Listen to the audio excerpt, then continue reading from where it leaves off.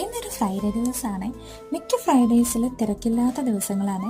തിരക്കില്ലാത്ത സമയത്ത് ഞാൻ മാത്രമല്ല, ഇവിടുത്തെ ഡോക്ടേഴ്സ് ഉൾപ്പെടെ എല്ലാവരും വന്നിരിക്കുന്ന സ്ഥലമാണിത്. വെളിയിൽ കാഴ്ച കണ്ടിരിക്കാൻ നല്ല രസമാണ്.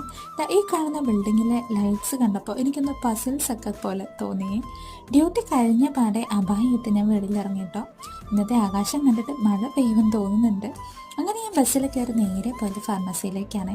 കുറച്ച് ദിവസമായിട്ട് ഞാൻ നൂനൂന് വേണ്ടിയിട്ടൊരു ബോഡി ലോഷൻ തപ്പി നടന്നിട്ട് കിട്ടുന്നില്ലായിരുന്നു കേട്ടോ.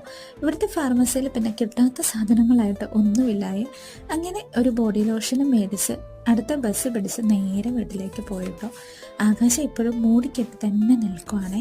അതുകൊണ്ട് മഴ പെയ്യുമെന്നറിയാത്തതുകൊണ്ട് വേഗം വീട്ടിലേക്ക് ഓടുകയും വീട്ടിൽ ചെന്നപ്പോൾ ന്യൂനമ്മ ഉറക്കമായിരുന്നേ.